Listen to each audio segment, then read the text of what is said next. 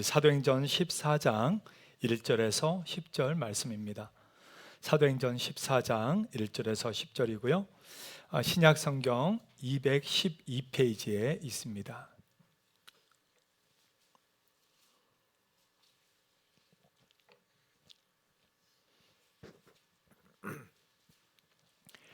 네, 사도행전 14장 1절에서 10절인데요.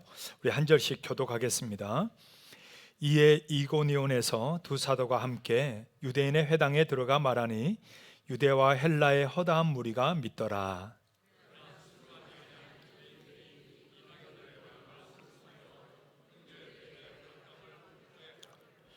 두 사도가 오래 있어 주를 힘입어 담대히 말하니 주께서 그들의 손으로 표적과 기사를 행하게 하여 주사 자기 은혜의 말씀을 증언하시니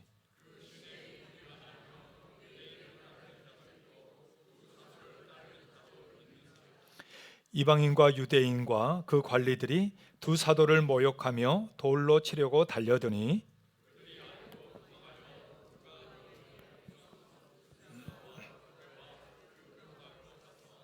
거기서 복음을 전하니라.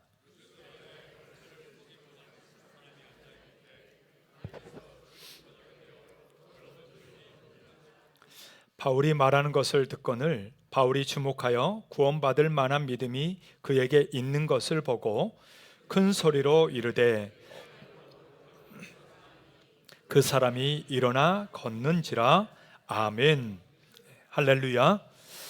네, 우리 앞뒤좌우로 오래표로 한번 서로 축복합시다. 빛을 들고 세상으로 나아갑시다. 한번 할까요?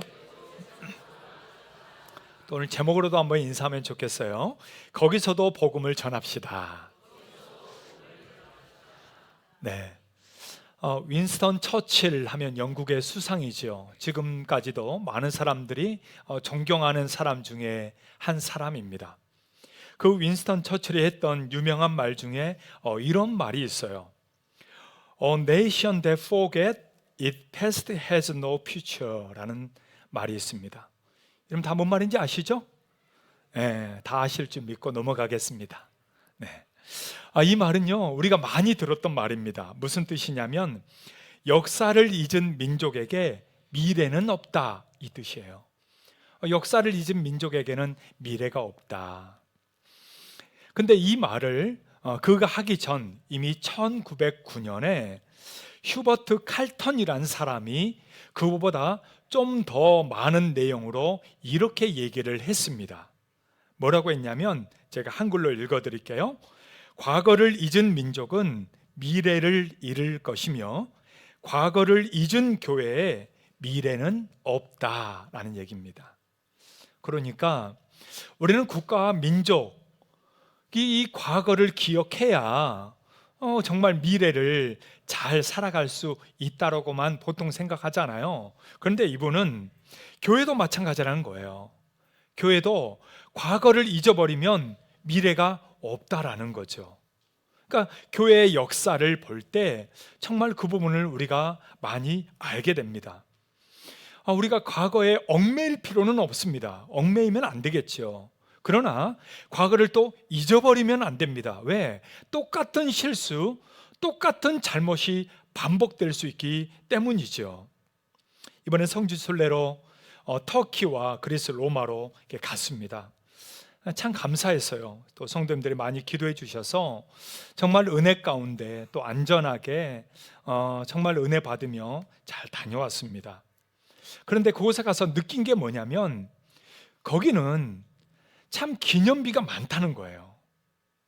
좋은 일이 됐든 나쁜 일이 됐든 상관없이 다 그것마다 역사의 현장으로 기념비를 세워놓고 기념 그런 관들을 다 만들어 놨다는 거죠. 우리나라는 그런 게 별로 없잖아요. 다 때려 부수고 다시 새로 짓고 다 없애고 새로 짓고 막 이게 많잖아요. 근데 그 나라는 그렇지 않아요. 다 현장마다 다 기념할 수 있는 사람들이 오고 가면서 다 기억할 수 있도록 그것을 만들어 놓은 것, 그게 지금의 역사가 되고 유물이 되고 유적이 된 것을 보게 됩니다. 근데 그게 나라와 민족의 그런 유물뿐만 아니라 교회도 똑같더라고요. 교회도 그냥 다 없애버린 게 아니라 그 역사의 현장들마다 다 기념비를 세워놓고 다 그것을 유물로 다시 해놔서, 그래서 지금도 성지순례 가면 다 가잖아요. 전 세계 사람들이 왜 그곳을 찾을까? 그것은 다 없애버리고 다 지워버린 게 아니라 그것을 다 기념하기 위해서 기억해 놓는 장소로 해놨기 때문이고, 그 역사를 기억해야 정말 미래가 있다는 것을 그들이 알고 있었다라는 거죠. 여러분, 오늘 정말 나라와 민족도 마찬가지지만 교회도 마찬가지입니다. 교회도 과거 역사를 잃어버리면요, 여러분, 미래가 없는 거예요. 그래서 정말 우리 한국교회도 마찬가지로 과거를 잃어버리지 말고 정말 기억하면서 미래를 세워간다면 우리 한국교회가 그냥 무너지는 교회가 아니라 다시 한번 부흥의 발돋움을 딛고 이뤄갈 수 있는 그런 우리 한국교회, 그리고 우리 동대문 제일교회가 될 줄로 믿습니다. 오늘 본문 말씀이 바로 그 내용이기도 합니다. 오늘 본문에 이 사도 바울이 복음을 전하며 가고 있잖아요. 근데 사도 바울이 복음을 전한 곳이 어디인가? 우리가 잘 아는 바로 지금의 터키, 튀르키예입니다. 그 지역에서 복음을 전하며 그가 시작했던 거죠. 저는 이번에 가기 전까지는 당연하게 여겨졌어요. 그래, 사도 바울이 지중해를 통해서 이렇게 터키와 유럽으로 복음을 전한 게 당연하지. 거기에 대해서 어떤 의구심도 없었습니다. 그런데 가서 보니까 여러분, 이스라엘 그리고 시리아, 거기가 붙어 있는 땅은 여러분 동쪽이에요. 요르단, 사우디아라비아, 이란, 이라크, 여러분 이 땅이 옆에 붙어 있는 땅입니다. 근데 사도 바울과 이 복음은 오른쪽 동쪽으로 가지 않았어요. 오히려 이 복음은 어디로 갔어요? 서쪽으로 갔습니다. 지중해를 통해서요, 그리고 이 터키, 튀르키예를 통해서요, 그리고 유럽으로 갔단 말입니다. 이거는 사실 안 맞는 거죠. 오히려 붙어있는 땅 옆쪽 오른쪽으로, 동쪽으로 가는 게 맞는 거죠. 왜? 바로 걸어가면 되니까요. 그런데 오히려 배를 타고 가면서 서쪽으로 갔어요. 왜 그랬을까? 동쪽으로 갔으면 오히려 우리나라의 복음이 더 빨리 오지 않았을까? 이런 생각을 해봅니다. 그런데 이 복음은 서쪽으로 갔어요. 왜 그랬을까? 이번에 그 튀르키예의 지정학적인 위치, 이걸 보니까 알겠더라고요. 여러분, 우리나라도 이 지정학적 위치가 굉장히 중요하잖아요. 반도 국가잖아요. 맞아요? 우리나라를 반도라고 하잖아요. 그래서 한반도, 반도라는 영화도 나왔잖아요. 이 반도라는 것은 굉장히 지정학적 위치가 중요합니다. 왜냐하면 해양과 대륙의 이 무역을 이 반도를 통해서 이루어지잖아요. 그러니까 우리나라 이 위치가 너무나도 중요하다 보니까 세대 4강, 6강의 그 모든 시선들이 여기에 지금 몰려 있잖아요. 그런데 튀르키예가 그래요. 그 나라가 어떤 땅인가 봤더니 이곳은요, 아시아 대륙과 유럽 대륙을 잇는 곳이 바로 이 튀르키예입니다. 그리고 아마 가보신 분들은 알겠지만 이스탄불, 여러분 이스탄불이 수도는 아니에요. 이스탄불은 아시아 이스탄불, 유럽 이스탄불이 있습니다. 거기에 그 해협이 지나가잖아요. 그러니까 이 튀르키예는 아시아에서 유럽으로 가려면, 군대가 이동하려면 여기를 통과해야 되고요, 유럽에서 또 여기로 가려면 군대가 여기를 통과해야 가는 거, 안 그러면 배를 타야 되는 거죠. 굉장히 지정학적으로 위치에 중요한 곳이 바로 이 튀르키예입니다. 왜 복음이 튀르키예로 갔을까? 왜 사도 바울은 오늘 본문처럼 바로 이곳으로 가서 복음을 전했을까? 그냥 갔으니까 갔나 보다 이렇게 생각했는데, 실제 가서 보니까 지정학적인 위치가 너무나도 중요한 곳이었구나라는 것을 알게 됩니다. 여러분, 지정학적으로 중요한 곳이면 뭐가 있을까요? 전쟁이 있죠. 그 땅을 차지하기 위해서. 여러분, 우리나라도 얼마나 많은 침략을 받았습니까? 거기도 마찬가지예요. 수많은 역사로 전쟁을 통해 정권이 바뀌고 나라가 바뀌고 계속 그래왔던 곳이 이런 터키이기도 합니다. 그림 한번 보여줄까요? 저기가요, 원래 아나톨리아라는 지역입니다. 아나톨리아. 옛날부터, 그러니까 BC 1950년, 지금부터 거의 한 4,000년 전부터 거기에 점령했던 나라들이 계속 바뀌는 거예요. 왜? 지정학적으로 중요하니까. 또 그 다음 볼까요? 네, 저 가운데 있는 저 지역이 바로 아나톨리아, 그리고 지금의 터키 땅입니다. 아시아 대륙에서 유럽 대륙으로 가려면 저기를 통과해야 되는 거예요. 그러니까 옛날 그 BC 약 2000년 그 전부터 히타이트족이 거기를 점령해서 살게 됩니다. 그 다음에 프리지아 왕국이 들어옵니다. BC 8세기에 킴메리족이 저기를 또 점령합니다. 리디아 왕국이 저기를 점령합니다. 그리고 우리가 잘 아는 페르시아, 여러분 아시죠? 들어봤죠? 페르시아 제국이 BC 546년에 저기를 지배하게 돼요. 그러면서 바로 유럽으로 진출을 하잖아요.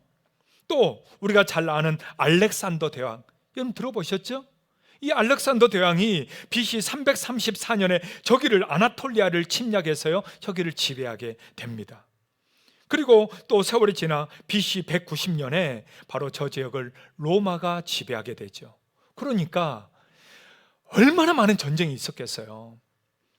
얼마나 많은 일들이 일어났겠어요.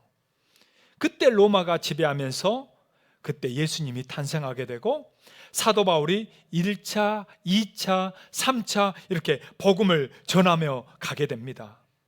그러면서 나중에 그것이 동로마, 서로마 이렇게 나눠지게 되잖아요.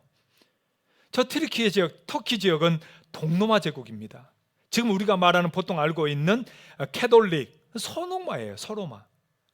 네, 캐톨릭. 근데 동로마, 그리스 정교회 뭐 이런 얘기 하잖아요. 그리고 러시아 정교회, 이렇게 이 정교회가 바로 동로마에서 발행을 하게 되는 것입니다.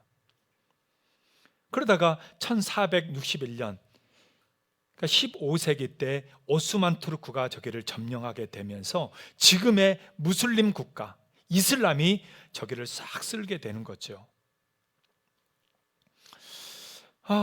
제가 왜 이 이야기를 하느냐, 이게 이스라엘 땅만 가면 굳이 역사를 몰라도 괜찮습니다. 그런데 사도 바울이 다녔던 이 성지들 있잖아요. 저도 이번에 가서 느낀 거는 이 성지 순례를 가려면 좀 알아야 될 게 있어요. 먼저 좀 공부해야 될 게 있습니다. 그게 뭐냐면 역사예요. 약 5,000년에 가까운 이 역사를 모르잖아요. 그럼 온통 가이드가 설명하는 게 다 역사예요. 역사. 왜 이것이 이렇게 됐고, 왜 이것이 있고, 왜 언제 이렇게 됐고, 이걸 알려면 역사를 알아야 돼요. 그러니까 역사를 모르잖아요.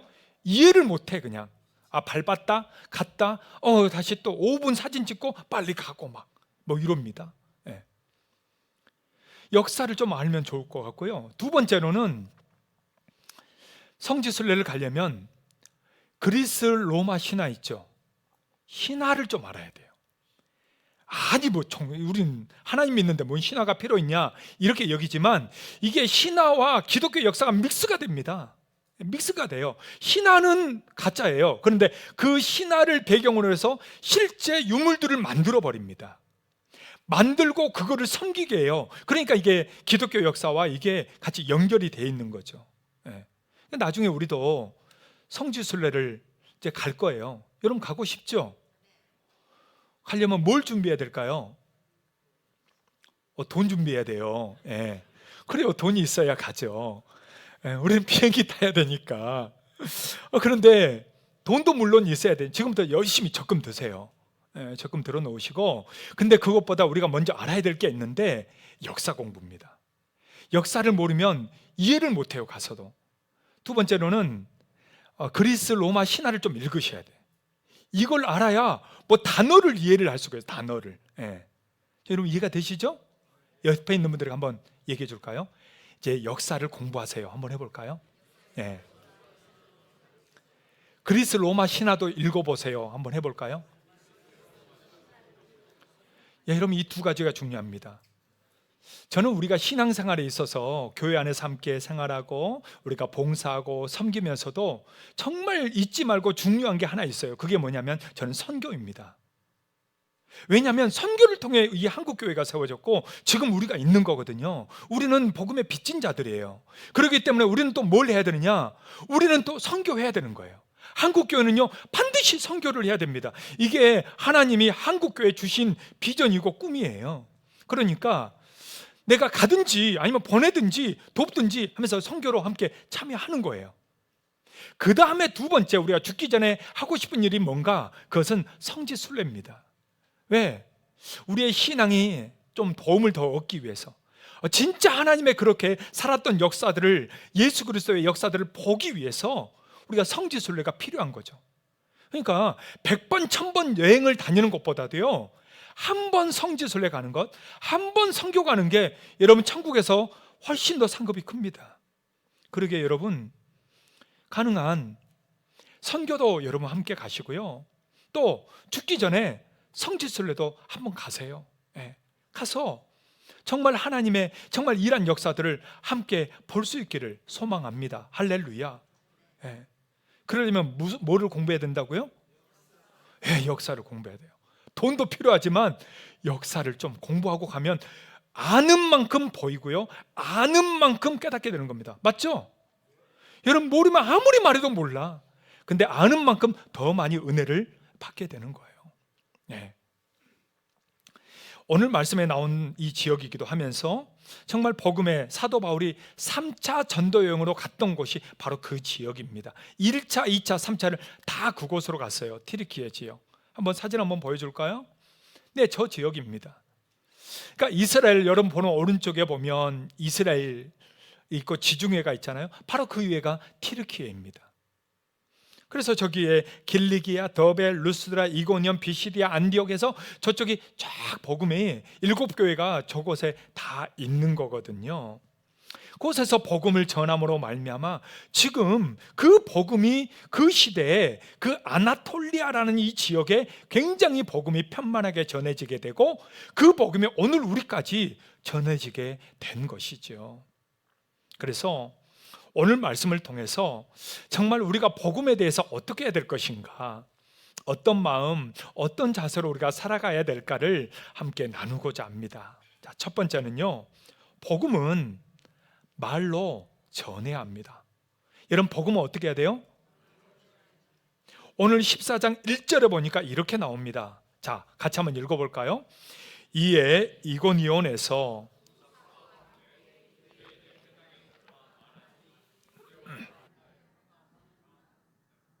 자, 두 사도가 이고니온에서 해당에 들어가 뭐 했어요? 말하니라고 얘기하죠. 말하니. 뭘 말했을까요? 복음이죠. 예수 그리스도를 이들이 선포했다라는 겁니다. 그러자 어떻게 됐어요? 유대와 헬라에 많은 사람들이 믿었어요. 여러분 얼마나 좋아요. 복음을 전하니까 정말 많은 사람들이 믿었어요. 정말 감사하고 기쁜 일이죠. 근데 믿는 사람만 있었을까? 오늘 14장에서는 또 그 다음의 내용의 스토리가 전개가 됩니다. 자, 방금 우리가 1절을 읽었는데요, 바로 그 다음 절이 몇 절일까요? 어떻게 알았어요? 자, 2절 한번 같이 읽어봅시다. 시작. 그러나 순종하지 아니하는 유대인들이 이방인들의 마음을 선동하여 형제들에게 뭐를 품게 했어요? 악한 감정을 품게 했어요. 아니 이렇게 많은 사람들이 믿었으면 그걸로 다 될 것 같은데 아니라는 거예요. 복음은요 믿는 사람도 있지만 또 뭐예요? 반감을 가지고요 오히려 그것을 악하게 이용하고요 오히려 핍박하는 사람들이 있다 없다? 있다는 거예요. 여러분 오늘날에도 있어요 없어요? 있어요. 기독교를 뭐라고 불러요? 개독교라고 막 부르면서 정말 인터넷뿐만 아니라 실제 여러분 우리가 살아가는 직장, 사회에서 교회 얘기도 못하게 하잖아요. 복음도 못 전하게 하잖아요. 전하면 어떻게 돼요? 얘기하면 어떻게 돼요? 아유 아직도 교회 다녀? 여러분 요즘 젊은이들은요 미전도 종족이 되었습니다. 3% 이하예요. 우리가 언제는 20%까지 갔다고 했잖아요. 요즘 대학생들, 중고등학생들, 초등학교 내려갈수록요 이런 미전도 종족이 3% 이하예요. 심각합니다. 이대로 주저앉으면 안 되죠. 그래서 우리 정말 수련회도 하는 거고 성경학교도 하는 거고 다음 세대를 위해서 우리 교회가 힘쓰는 거 아니겠어요? 이렇게 반감을 가지고 악한 감정으로 옛날이나 지금이나 복음에 대해서요 어리어 저항하는 사람들이 있다 없다? 너무나도 많다라는 것입니다. 그럼 사도 바울과 그 일행은 어떻게 했을까? 그렇게 반감을 가지고 저항하고 악한 감정으로 막 대들려고 하는 그 사람들 앞에서 이들은요 이렇게 했습니다. 자, 2절 다음 몇 절일까요? 같이 읽어봅시다. 다 같이요. 두 사도가 오래 있어 주를 힘입어 담대히 말하니 주께서 그들의 손으로 표적과 기사를 행하게 하여 주사 자기 은혜의 말씀을 증언하시니. 여러분, 두 사도가 그래서 어떻게 했어요? 도망갔어요? 피했어요? 조용했어요? 아닙니다. 이들이 오히려 더 오래 있었어요. 그리고 주를 힘입어서 뭐 했어요? 담대히 말했어요. 담대히 말하다, 이 단어가요 팔레시아 조마이라는 단어인데요, 확신을 가지고 용기 있게 말하다는 뜻입니다. 그러니까 사도 바울과 정말 제자들은 뭐 했어요? 이 복음만이 진리다, 이것밖에 없다, 너희들이 그렇게 거부하고 나를 핍박해도 아니 소용없다, 이게 진짜 진리니까 나는 확신을 가지고 말할 수밖에 없다라고 하면서 그들에게 더 전했다는 거예요. 여러분, 우리는 누가 뭐라고 하면 조용하기 쉽잖아요. 아유, 조용히 해, 됐어 너 나 잘 믿어, 알았지? 교회 가서 해. 이러면 우리는 싹 입 닫잖아요. 아유, 혹시 분위기 망칠까 봐, 왕따 당할까 봐, 혹시 내가 진급이 안 될까 봐 우리는 그냥 조용히 입 닫아버리잖아요. 그런데 이들은 뭐 했다? 오히려 담대히 말했다. 여러분, 사도 바울이 지금 이 시대에 온다면 어떻게 할까요? 입 닫고 있을까요? 예수님이 이 시대에 오셨다면 어떻게 할까요? 가만히 계실까요? 아닙니다. 그렇다면 오늘 그 예수 그리스도를 우리 가슴에 모시고 우리 인생의 주인으로 모신 저와 여러분들은 어떻게 해야 될까요? 조용히 있어야 될까요? 가만히 찌그러져 있을까요? 아니에요. 우리도 누군가에게, 또 직장에서 만나는 사람들과의 관계 속에서 뭐 해야 돼요? 담대하게 내가 믿는 나의 하나님, 나의 구원자 예수 그리스도, 그분을 숨기는 게 아니라 담대하게 얘기하고, 너도 믿어라, 너도 믿어라. 너 구원받고 싶냐? 지옥 가기 싫으냐? 진짜 하나님의 은혜를 받고 싶냐? 너도 믿어봐라. 믿으면 달라진다. 여러분, 담대하시길 바랍니다. 담대하게 선포하시길 바랍니다. 핍박이 있을수록, 어려움이 있을수록 여러분 오히려 더 담대하게 나의 믿음을 분명하게 확신 있게 증거하며 살아가는 그러한 저와 여러분들 다 될 수 있기를 주의 이름으로 축복합니다. 우리 앞뒤 여러분 서로 이렇게 한번 축복할까요? 담대하게 말하세요. 한번 해볼까요? 이제는 입을 여세요. 한번 해볼까요? 할렐루야. 여러분, 내가 복음을 믿는다면 당당하게, 담대하게 선포할 수 있기를 바랍니다. 두 번째로요, 오늘은 복음에 대해서 무엇을 얘기하는가? 두 번째는 거기서도 복음을 전해야 합니다. 어디에서요? 거기서도. 여러분, 사도 바울과 그 일행에게 또 더 핍박이 이루어지게 됩니다. 그러자 어떻게 했는가? 자, 5절에서 7절 보니까 이렇게 했습니다. 자, 다 같이 한번 읽을까요? 이방인과 유대인과 그 관리들이 두 사도를 모욕하며 돌로 치려고 달려드니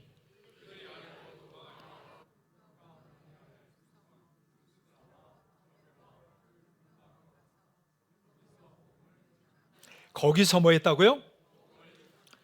여러분, 그 유대인과 관리들이요, 이 두 사도를 모욕하면서 이제는 돌로 쳐서 죽이려고 합니다. 예. 여러분, 짱돌 맞아 봤어요? 아파요. 예, 돌 맞으면 아파요. 근데 사실 이 14장을 전체를 읽어보면 실제 사도 바울에게 이 짱돌로 맞아 죽입니다. 얘 죽었다 하고 성 밖에다 갖다 던져버려요. 그런데 하나님이 살리죠. 이 사건이 실제 일어납니다. 근데 그 성에 가기 전에 지금 이곤이온에서 정말 사람들이 돌로 찍어 죽이려고 합니다. 그러자 어떻게 했어요? 도망갔어요. 여러분, 혹시 누군가 여러분한테 정말 교회 다닌다고 누가 돌로 찍으려고 하면 도망가세요. 괜찮아요. 예. 난 맞아 죽으리라 하고 여러분 그렇게 죽지 마세요. 예, 도망가도 됩니다. 왜? 사도들도 도망갔어요. 그러니까 도망가세요. 예수님도 피해서 간 적이 있어요. 도망가도 괜찮습니다. 할렐루야. 자, 그런데 그 다음이 중요해요. 도망가서 뭐 했느냐라는 거. 도망가서 여러분 얼마나 혼쭐 났겠어요. 얼마나 무서웠겠어요. 사람들이 돌로 달려들어서 죽이려고 하니 여러분 얼마나 무섭냐고요. 그러니까 두려워서 떨려서 그냥 아이고 어떡해 이러다 나 죽겠네 이렇게 숨어 있는 게 아니라 그들은 거기서도 뭐 했다? 복음을 전했다. 그 터키 땅에서요 이들은 거기서도 뭐 했다? 복음을 전했다라는 것입니다. 이게 오늘 우리에게 주고자 하는 메시지입니다. 사랑하는 여러분, 우리는 남의 눈치 너무나도 잘 보잖아요. 웬만하면 피 안 주려고 노력하잖아요. 근데 복음에 있어서는 어떡하냐는 거죠. 숨어 지내고 그냥 나의 안전, 나의 삶을 또 편안한 관계, 좋은 관계들만 생각하면서 복음도 피하고 있지는 않습니까? 그렇게 만약 피했다면 여러분 지금 우리는 아마 믿음도 없이 살다가 끝났을 거예요. 그러나 사도들뿐만 아니라 믿음의 사람들은요 그것을 피하지 않았습니다. 그 복음을 지키기 위해서 끝까지 그들은 복음을 위해서 살았고요, 복음을 위해서 그들은 걸어갔던 것을 우리에게 보여줍니다. 오늘 성경 말씀 본문이 그렇고요, 그리고 이번 튀르키예 갔을 때 정말 그런 장소를 보게 됐습니다. 이 아나톨리아라는 지역을 가면 거기에 굉장히 많은 그리스도인들이 살게 되고 복음을 믿게 됩니다. 그 중에 갑바도기아라는 지역이 있어요. 갑바도기아는 지금 뭘로 유명하냐면 세계 3대 열기구 행사에 들어갑니다. 열기구가요 수백 개가 떠요. 새벽에 이 동틀 때 얼마나 아름다운지 몰라요. 제가 탔을까요? 안 탔을까요? 안 tas어요. 나중에 우리 성도들하고 가면 그때 타려고, 그때 같이 타려고 안 탔어요. 안 믿기나 봐. 진짜요, 안 탔어요. 나중에 가서 탑시다. 할렐루야. 근데요 거기에는 어마어마한 성지가 그곳에 숨겨져 있습니다. 자, 갑바도기아 지역에 뭐가 있는가 한번 사진 한번 보여줄래요? 자, 여러분 저걸 한번 잘 보세요. 저게 돌산입니다. 돌산이에요. 돌이 저렇게 이렇게 있는 거예요. 돌산이. 그런데 옛날 이렇게 화산 지역이 이렇게 되면서 저렇게 이렇게 쏟아 있어요. 돌산이. 그리고 저게 여러분 무슨 모양 같아요? 버섯 모양이에요. 위에가 이렇게 깎이고 풍화작용이 일어나면서 이게 버섯 모양이 되어 있습니다. 그 다음 사진 보여줄까요? 예, 저렇게 되어 있어요. 저런 게 수두룩해요. 이게 굉장히 신기하죠. 그러니까 사람들은 신기해서 보이는데 저곳에 뭐가 있느냐? 저것이 구멍들이 다 뚫려 있어요. 그 구멍이 뭐냐? 옛날 로마 핍박, 그 다음에 그 무슬림의 핍박을 피해서 기독교인들이 다 이제 신앙을 지키기 위해서요 자기의 삶의 터전들을 다 버리고요 복음을 지키기 위해서 저기로 들어갑니다. 돌산에 들어가고요 지하로 들어갑니다. 그 중에 하나예요. 그러니까 돌산들이 다 구멍이 뚫려요. 그 구멍이 비둘기집이 아니고 사람들이 들어가서 직접 곳에서 예배드리고 살고 먹고 살았던 그 그리스도인들의 삶의 터전이 여러분 저런 곳입니다. 근데 모양이 참 특이하잖아요. 그래서 저 모양, 갑바도기아에 있는 저 바위산들의 모양을 영감을 얻어서 우리가 잘 아는 스머프 마을이라는 그 디즈니 영화가 만들어진 거예요. 스머프 마을이 만들어졌다고 합니다. 정말 똑같아요. 자, 근데 이 갑바도기아 이 계곡, 바위산, 그리고 지하 거기 가보니까 온통 거기를 뚫어서 그 안에서 그 복음 때문에 자기 집도 버리고 땅도 버리고 다 그곳에 들어와서 믿음을 지키며 대대로 살았던 사람들의 흔적이 남아 있습니다. 자, 한번 수도원 보여줄까요? 네, 자, 저곳입니다. 그러니까 수도원이라고 하면은 옛날 개신교와 천주교가 원래 하나였잖아요. 하나였을 때 피해서 저곳에 들어가 숨어서 신앙생활하며 하나님 앞에 예배하고 살았던 사람들입니다. 저게 돌산이에요. 근데 지금 구멍들이 조금씩 있죠. 그죠? 큰 것도 있고 작은 것도 있고. 자, 그 다음 거 한번 보여줄까요?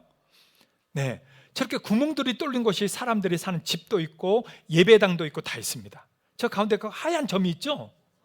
제가 2번 규민입니다.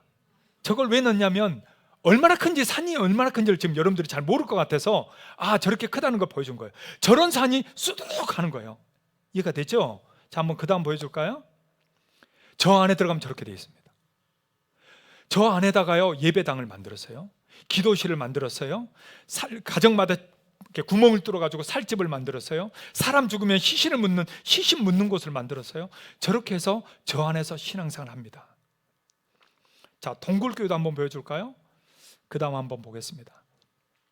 괴렘에 가면 저기에 동굴교회가 있습니다. 저게 다 그리스도인들이 핍박을 피해서 숨어서 들어간 곳이에요. 저런 산이 쫙 깔려 있습니다. 사방이 깔려 있어요. 자, 그 다음 보여줄까요? 자, 구멍으로 들어가면 저렇게 되어 있습니다. 저 안에 예배당이 있고 집들이 있고 이렇게 있습니다. 자, 그 다음이요. 네, 그 안에 들어가면 저렇게 예배당을 해서 저게 그림을 그려놓고 그들이 예배했던 곳이 있습니다. 근데 나중에 오스만 투르크가 들어오면서 이 무슬림이 들어왔잖아요. 저 그림들을 다 파헤쳐버린 거예요. 네. 그러니까 여러분들이 나중에 가시면 저곳을 다 보게 됩니다. 아니, 어떻게 저기서 살아? 여러분, 저거는 도시 한복판에 있는 게 아니에요. 완전 떨어져 있어요. 1시간씩 차 타고 가야만 가는, 사람들이 과연 살지도 않는 짐승들이나 있을 만한 곳에 저렇게 파고 들어가서 오직 진짜 신앙의 자유를 위해서, 먹고 사는 거 다 포기하고 신앙의 자유를 위해서 저 산속으로 들어가 바위를 파고 들어가서 살았던 믿음의 선진들의 흔적입니다. 그리고 이 산에 바위만 들어간 게 아니고요, 이제 땅속으로도 들어갑니다. 자, 데린구유인데요, 한번 보여줘. 저게 입구입니다. 터키에서 이제 저게 돈이 되니까 이제 입구를 만들어 놓고 개발해 가지고 사람들이 이제 기독교 유적지로 이슬람이 돈 벌고 있어요. 자, 한번 그 다음 보여줄까요? 네, 데린구유. 저 앞에 이제 저런 간판이 있습니다. 자, 그 다음이요. 네, 저 동굴 속으로 들어가면 이제 저렇게 들어갑니다. 이 동굴로 이제 들어가는데요, 안에 들어가다 보면 온통 길들이 다 얽혀져 있습니다. 그러니까 제대로 못 들어가잖아요. 못 나와요. 제대로 잘 따라가지 않으면 혼자 길을 잃잖아요. 나올 수가, 여러분, 어디가 나가는 길인지 알 수가 없어요. 그 다음 볼까요? 저 안에 들어가면 저렇게 예배당이 있습니다. 여러분, 그 안에요, 한두 가정이 산 게 아니고 6만 명이 넘게 살았다고 합니다. 그리고 바이산에는 8만 명이 살았다고 합니다. 아나톨리아 지역에는 80만 명이 그렇게 그리스도인들이 살았다라고 얘기합니다. 어마어마한 믿음의 사람들이요, 삶의 터전보다도 신앙을 지키기 위해서 저렇게 들어갑니다. 그리고 그 안에 또 뭐가 있었는가 봤더니 그 다음에 볼까요? 저게 저희 가족 찍어놓은 사진밖에 없어가지고 저거를 가져왔는데, 저기가 신학교입니다. 저 동굴 속에 신학교도 차렸어요. 그래서 신학교 교육을 했습니다. 그 안에 또 학교도 따로 있고요, 세례실도 따로 있고요, 예배실 따로 있고요, 가정마다 집들이 따로 있고요, 시신 안구하는 그곳이 또 따로 있고요. 다 그 지하가요, 지하 50m까지 들어갑니다. 여러분, 돌 그 바닥을 뚫은 거예요. 지하 50m까지 들어가고요, 지하 20층까지 들어가는 거예요. 그 현재 개방한 곳은 지하 6층까지만 개방되어 있습니다. 잠깐 무너지면 안 되니까 지하 6층까지만 개방해서 사람들 다니고 있어요. 저게 누가 살았냐? 그리스도인들이 살았습니다. 로마 핍박을 피해서 로마 구인들이 쳐들어와서 발견해서 오면은 중간에 입구 쪽에 이렇게 돌이 있어요. 돌을 딱 굴리면 아무도 그걸 뚫을 수가 없어요. 그래서 막고 다른 데로 통로로 빠져나가는, 정말 상상할 수 없는 그런 곳을 뚫고 그들이 왜 그렇게까지 살았을까? 아니, 멀쩡한 집 놔두고 왜 거기 살았을까? 다른 게 아니에요. 이 복음, 그냥 신앙생활 하기 위해서, 아니면 다 죽이고 다 몰살당하고 그냥 믿음을 지킬 수가 없으니까 로마 시대 때, 이슬람 시대 때 그들은 그 속에 들어가서 살았습니다. 여러분, 오늘날에는 그냥 나 혼자 잘 살아보겠다고 살잖아요. 뭐 그게 잘못이냐라고 누가 뭐 말할 수는 없겠죠. 그러나 복음을 위해서 산다는 건 뭘까요? 저는 저들의 모습을 보면서 참 하염없이 울었습니다. 진짜 우리 신앙은 진짜 날로 먹는구나. 우리는 막 주일날 봉사하고 하면서 힘들잖아요. 지치잖아요. 야, 진짜 힘들어 죽겠다. 야, 교회 여기밖에 없냐? 왜 이렇게 미로냐? 아, 정말 오늘 식사는 왜 이렇게 짜냐? 우리는 온통 불평불만. 오늘 예배는 왜 이렇게 늦게 끝나냐? 막 이런 막 나가면서 막 온통 우리는 이런 그냥 불평불만이 많단 말이에요. 근데 저기 가보니 지금 우리의 신앙은 아무것도 아니에요. 지금 너무 편한 거예요. 진짜 날로 먹고 우리는 살고 있는 거예요. 저분들 덕분에 그렇게 핍박을 감당하며 그렇게 정말 복음을 수호하며 살았던 사람들이 있었기 때문에 우리는 이렇게 평화롭게 살고 있는 거 아니겠어요? 여러분, 바로 붙어있는 북한만 생각해도 우리는 얼마나 감사한 거예요. 북한의 지하교회 성도들, 아니 찬송 하나도 못하잖아요. 기도 하나 소리내서 못하잖아요. 이런 예배당이 어디 있어요? 사랑하는 여러분, 감사하며 삽시다. 진짜 하나님의 은혜임을 고백하며 삽시다. 그리고 진짜 이 복음을 그냥 곁다리로 갖는 신앙이 아닌 목숨 걸고 살아가고 믿음으로 살아가고 확신을 가지고 어디서나 복음을 전하고 어디서나 확신을 정말 담대하게 말할 수 있는 우리의 신앙들이 다 될 수 있기를 주의 이름으로 축복합니다. 그래서 올 한 해 나만 신앙생활 하는 게 아니라 정말 빛을 들고 세상으로 어디 가나 정말 이 복음의 빛을 담대하게 바라며 살아갈 수 있는 저와 여러분 다 될 수 있기를 주의 이름으로 축복합니다. 할렐루야. 우리 같이 한번 찬양하며 나갑시다. 우리 다 같이 그 자리에 일어나셔서 오직 예수밖에 없다라고 고백하며 찬양하도록 하겠습니다.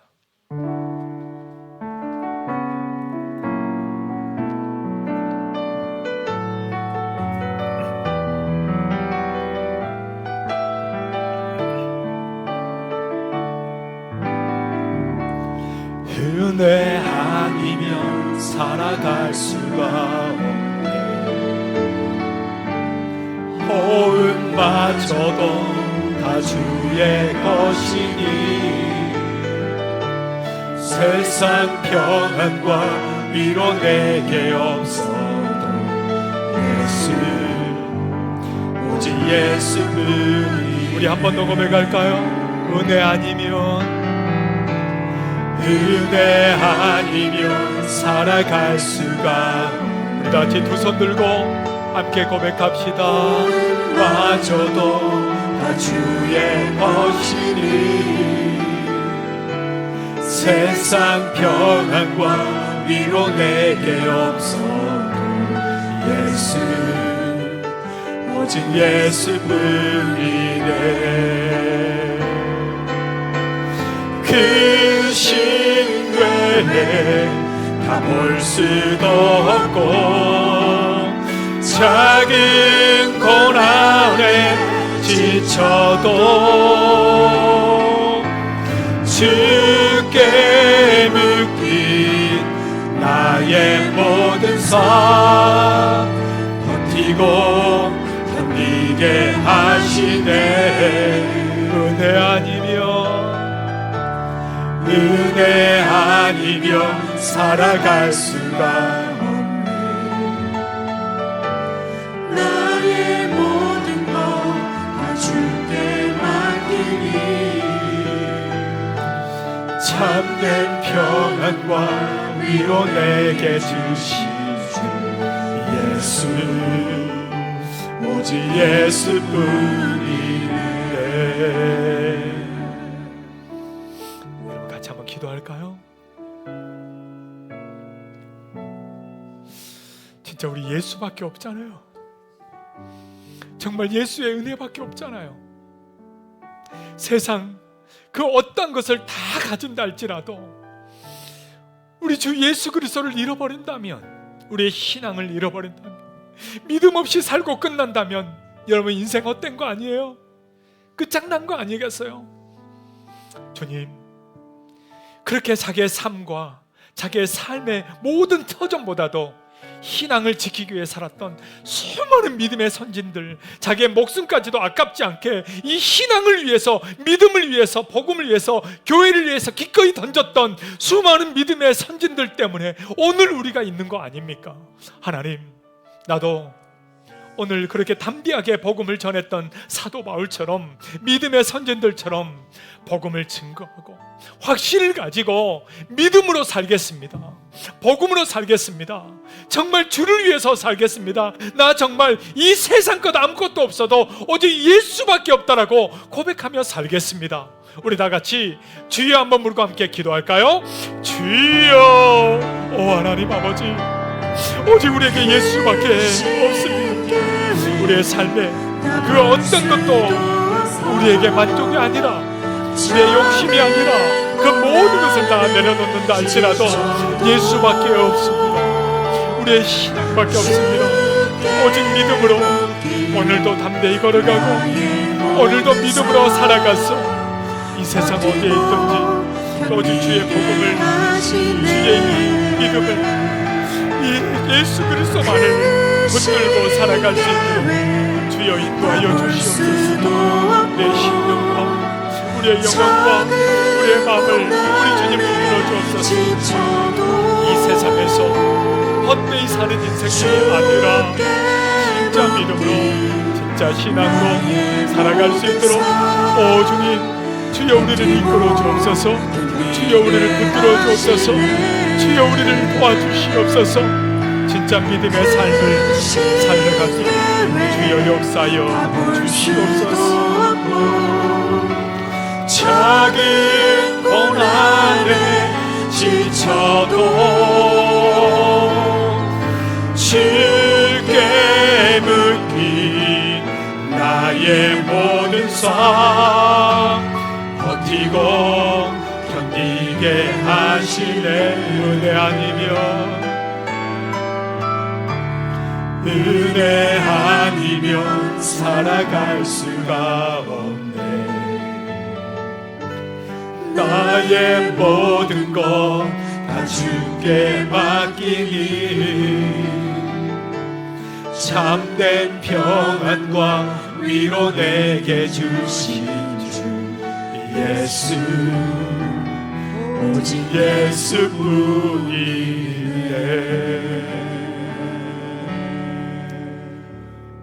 사랑하는 예수님, 우리의 인생과 우리의 삶에 오직 예수밖에 없음을 고백하고 확신하며 증거하는 삶이 다 되게 하여 주시옵소서. 이제는 우리 주 예수 그리스도의 은혜와 하나님 아버지의 그 무궁하신 사랑하심과 성령의 내주하시고 교통하시고 우리를 이끄시고 역사하심이 오늘 정말 예수밖에 없음을 확신하며 믿음으로 살기를 소망하는 사랑 우리 모든 성도들 머리 위에, 가정 위에, 생업 위에, 자녀들 위에 이제로부터 영원토록 함께 있을지어다. 아멘.